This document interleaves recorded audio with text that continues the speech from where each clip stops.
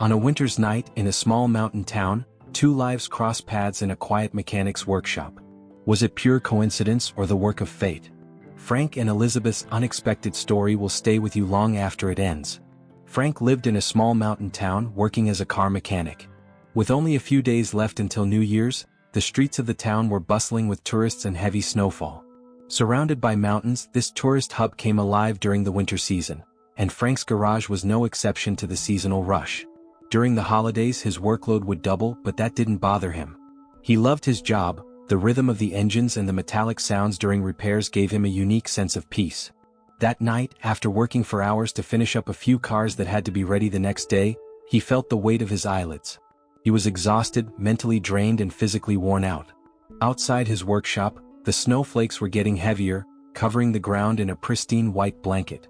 As Frank watched the scene outside, his eyes followed the rare cars passing by on the road. His house wasn't too close, and the roads had become increasingly dangerous due to the snowfall. Driving in this state of exhaustion seemed like a bad idea. He had chosen the location of his workshop strategically. This small garage along the road was a go-to spot for tourists heading to the mountains and for locals needing vehicle maintenance. Frank had built a reputation for reliable winter tire changes, chain installations and engine repairs. But for all its beauty, this region had its challenges. On snowy days, especially at night, the roads became desolate, and the surroundings turned into a dark, silent void. Loneliness was Frank's most consistent companion during those moments. As the cold outside seeped in, Frank turned up the heaters to keep the inside warm. He converted an old chair in the workshop into a makeshift bed and decided to spend the night there. The combination of silence, solitude, and the sound of snow stirred a faint sadness within him. His eyes wandered to an old photograph in a corner of the shop. It was from his married days, a younger Frank smiling next to a woman. He'd been alone for a long time. That divorce had been a turning point in his life. Loving and trusting someone felt almost impossible now. Sitting there, he listened to the soft melody of snowflakes brushing against the windows. He'd always thought of himself as strong, but in moments like this, he was reminded that being strong and being alone weren't the same thing. Still, his solitude provided him with a sense of safety, away from people, busy with his work. Yet, deep down, a small part of his heart longed for some warmth on this cold night. Despite being only 35, Frank had lost his trust in people. After his divorce, he distanced himself from everyone, finding it hard to let anyone get close. Deep down, though, he carried a faint glimmer of hope, an unspoken belief that this cold detachment wasn't his true self. He just didn't realize it yet. But that night, a series of events was about to unfold that would change everything. Just as Frank was about to drift off into the gentle embrace of sleep, he heard a faint knock at the door.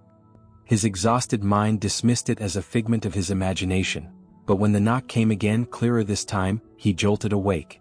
A wave of unease washed over him. At this hour, and in such a harsh winter storm, there shouldn't be anyone around. As he approached the door, he felt a growing sense of tension. Peeking through the small window beside the door, he could just make out a shadowy figure.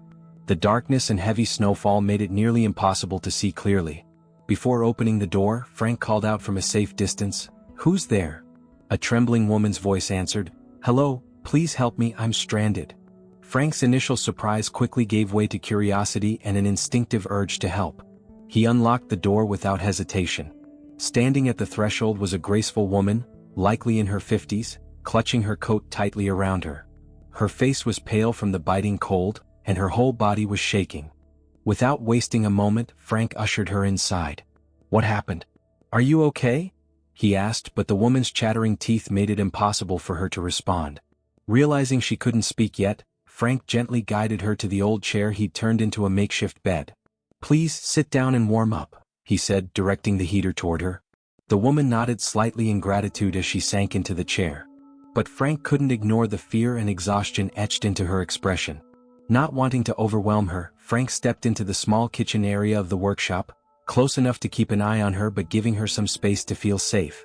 From her seat, the woman's wary eyes scanned her surroundings. Hoping to ease her nerves, Frank lit the stove and set about making tea. He glanced over at her and said softly, "Don't worry, you're safe now," offering a reassuring smile. A little while later, the tea was ready. Frank placed 2 steaming cups on a tray and brought them over. The woman's hands trembled as she took one of the cups, sipping cautiously. The warmth seemed to soothe her slightly, and finally she broke the silence. Frank leaned in, curious and still slightly anxious as the woman, her voice shaky, began to recount what had happened. If you're enjoying this story, don't forget to like the video and subscribe to our channel. Also, our super feature is now active.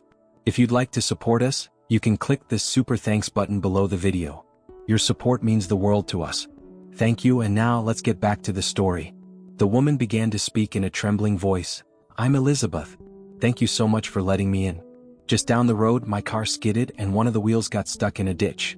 I tried to use a piece of cardboard to get it out, but then a wild dog suddenly appeared.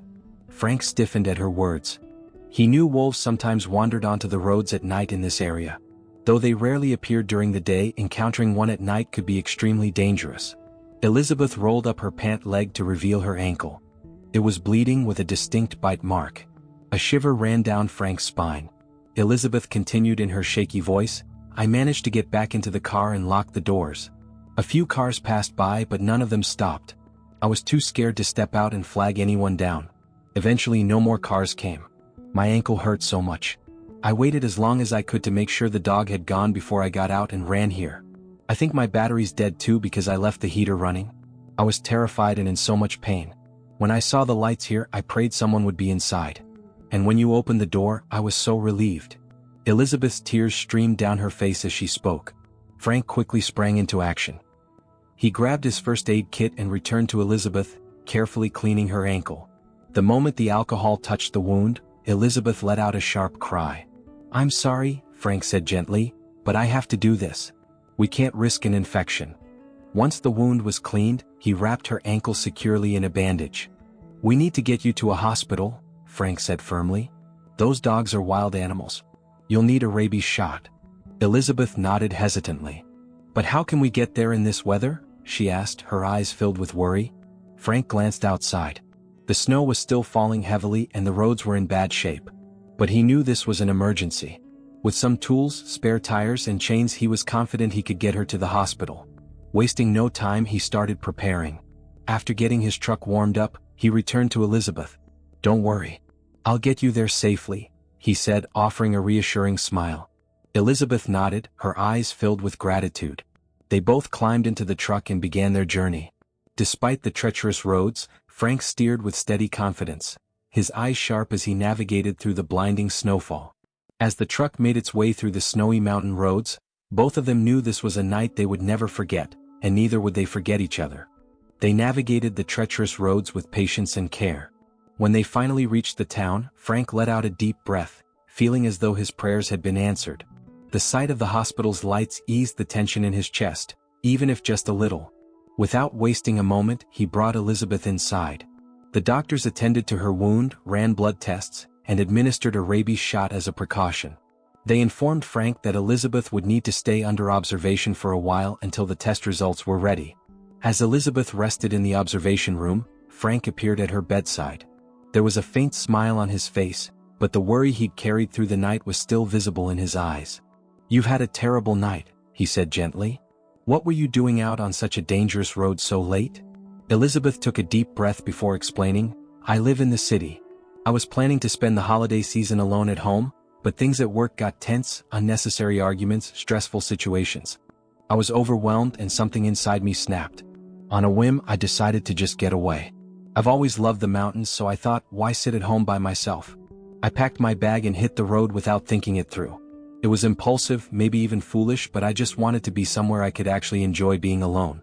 As Frank listened to every word, he realized how much of himself he saw in her story. He'd had his own moments of despair, times when he'd made impulsive decisions to escape the weight of life. The loneliness, the bittersweet feeling of holidays, everything Elizabeth described resonated deeply with him. She might have been older than him, but her story reflected his own struggles as if she were holding up a mirror to his soul. Elizabeth finished with a heavy sigh, her voice trembling. God, what if you hadn't been there? The town was so far away. I don't know what I would have done. Tears welled up in her eyes and Frank paused for a moment, then gently took her hand in his. But I was there, he said softly, his voice steady. And you're safe now. Deep down, Frank couldn't help but think this wasn't a coincidence. Perhaps it was fate.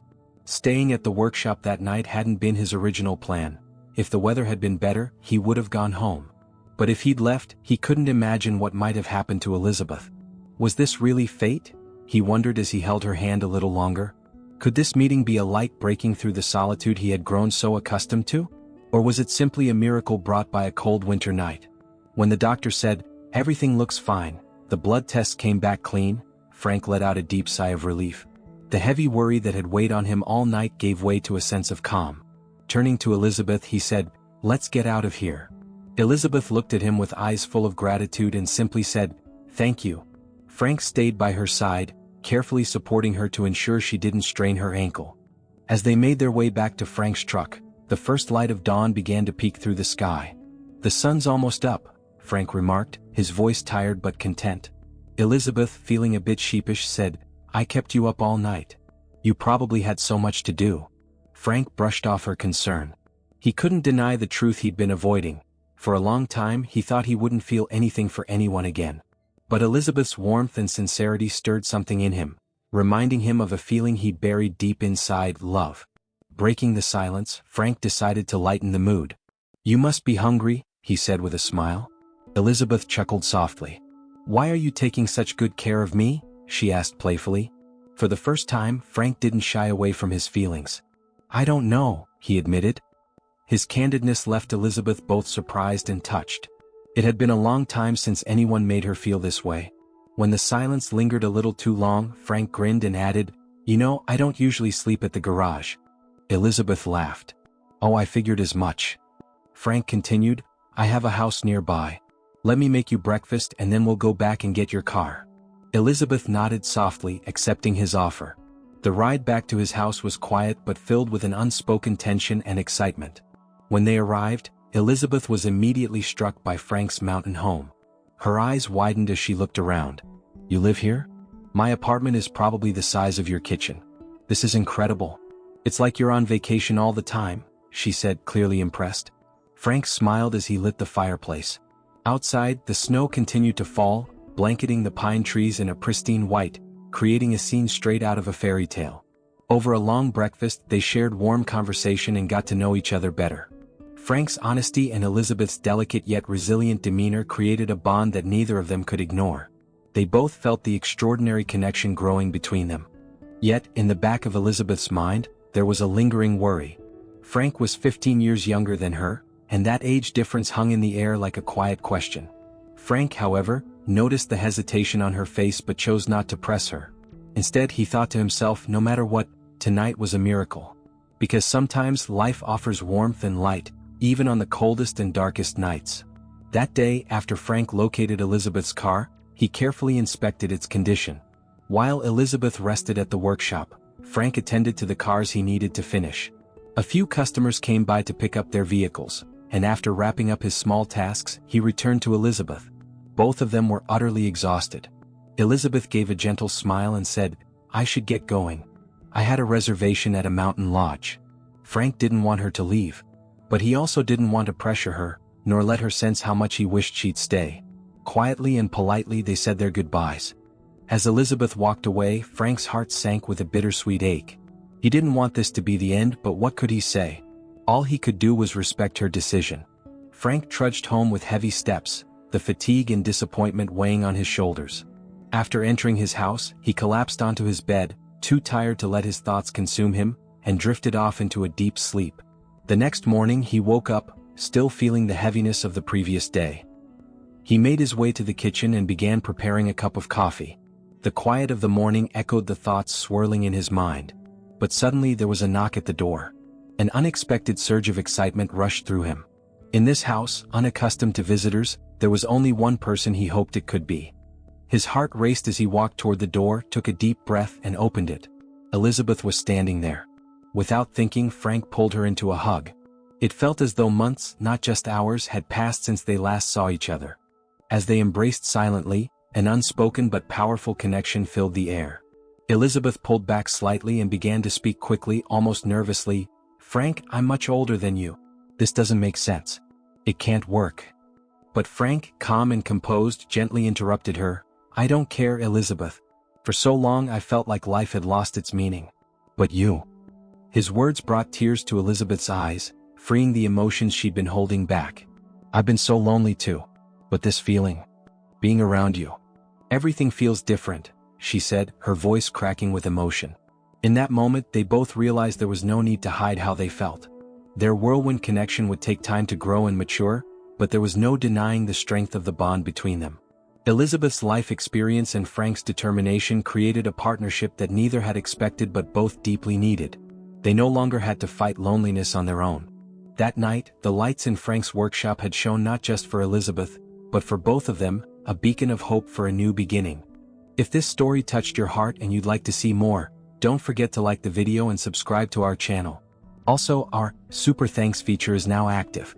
If you'd like to support the continuation of these stories, click the Super Thanks button below the video to contribute. Where are you watching this story from? Let us know your city or country in the comments. Every comment helps us connect with you even more. Thank you all, and we'll see you in the next story.